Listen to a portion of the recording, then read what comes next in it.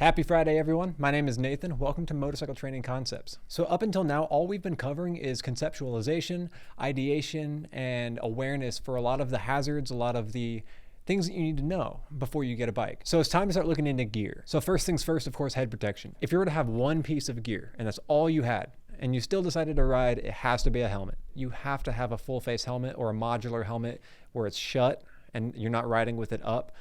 But a full face helmet, get that chin protection in there. If you ever crash, you're gonna know exactly why. But in a crash, you can't control where your head goes. You're gonna hit the ground, and that chin guard's not only gonna save your life, but it's gonna make sure that you stay beautiful afterwards. When you're shopping for a helmet, make sure it's DOT or ECE approved. Even if you're on a budget and you can't afford the extreme top of the line helmets, you can get really, really affordable helmets that are DOT or ECE approved or both. Snell rated helmets even come really cheap nowadays, but you gotta get that chin bar in there too. All that's affordable as long as you know what you're looking for. On the topic of staying beautiful though, protection from road rash. Because you hit the ground, that road is gonna tear through a brand new pair of Wranglers in a quarter of a second and expose your legs to the road. You have to have motorcycle rated gear that can withstand the abrasions of the road so that your skin doesn't have to. I mentioned this before, but when road rash is healing, it's turning yellow and you gotta change your gauze once or twice a day. And every time you take it off, it's all yellow and gross looking and it's gooey and sticking to the gauze. And I'm inclined to say it's a wonderful time and be sarcastic about it, but just don't go through that. Take my advice from personal experience. It's just not the best thing in the world. And then we can move on to hand protection, because when you crash, when you fall down, when you lose balance, the first thing that you're gonna wanna do is brace on something, put your hands out, make sure that you can protect your core at all costs. Learning how to fall down is great. Like if you take a martial art or parkour or any kind of physical activity where you end up falling down a lot, learning how to break your fall or protect your core or land on your shoulders and slide and use your gear effectively, learning how to do that's great, but you don't want to crash in the first place. For those of you who aren't familiar with falling down a whole bunch, your immediate response is going to put your hands out, and that could break your wrists immediately. You see this at like roller skates or hockey rinks where people aren't accustomed to falling down. The first thing they're going to do is put their hands back and catch themselves, and they'll break their wrists. And not only from the impact, but then you're going to be at speed. So make sure you have gloves that have reinforced stitching on the palms, knuckles, so that you can actively use your gear if you ever have to. I made an entire video about weather and how the weather conditions can affect your riding, but this is where proper gear can protect you from that weather. So extreme heat, you've got summer gear. Winter, you've got cold gear. And if you're doing a lot of off-roading, you can get gear that can breathe and wash out really easily, so the sweat and the mud can get cleaned out. Motorcycle specific and impact rated, and has the armor that you need and has all the abrasion resistance that you need for whatever it is you're doing, is going to make all the difference, especially when it comes to inclement weather and the chances of falling down in that inclement weather. We've covered helmets, we've covered jackets, pants, and gloves.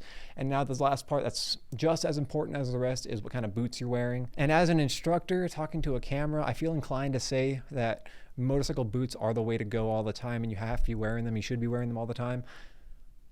But I don't. They're just not comfortable. I've yet to find any good pair of motorcycle boots that are as protective as they need to be, but I can walk up a mountain in them. My everyday footwear are 511 tactical boots. ATACs all the way. Hang on a second. I got laces for days. This is a labor of love. You're welcome. These are my daily boots. These are what I wear every single day. I ride motorcycles in them, and I can hike up mountains in them, and I can take them to work, and I work on concrete floors all day. It doesn't matter what I'm doing. Those are what I wear. And 5 years ago, whenever I had my bad wreck, I was wearing military boots. And the last thing I was thinking about during my crash or the months following my crash were how my feet felt. So yes, ankle protection is great. If you get crushed, if your motorcycle lands on you, or if you get run over by another car. Impact rated ankle protection, sturdy, rugged boots, especially for dirt biking or whatever your fear is for crashing. Yes, they're gonna help you a lot. But I'm not gonna stand up here and say that you should be doing something if I'm not gonna do it myself. Military combat boots, they're sturdy, they're rugged, but until motorcycle boot manufacturers start making things that I can wear every single day and put wear and tear on them and take them out to the firing range and beat the crap out of on a daily basis and still maintain as much protection as I want out of a pair of riding boots. Until that happens, this is what I'm resorting to. And yes, while I advocate for safety and as much protection as you can get, motorcycle specific boots are the most amount of protection you can get for your feet and ankles. So if you're like me and you wear military style boots on a daily basis, and you figured out how to wear motorcycle boots every single time you ride, please let me know in the comments. I'd love to make that work. But to wrap up today's video, helmet, full face.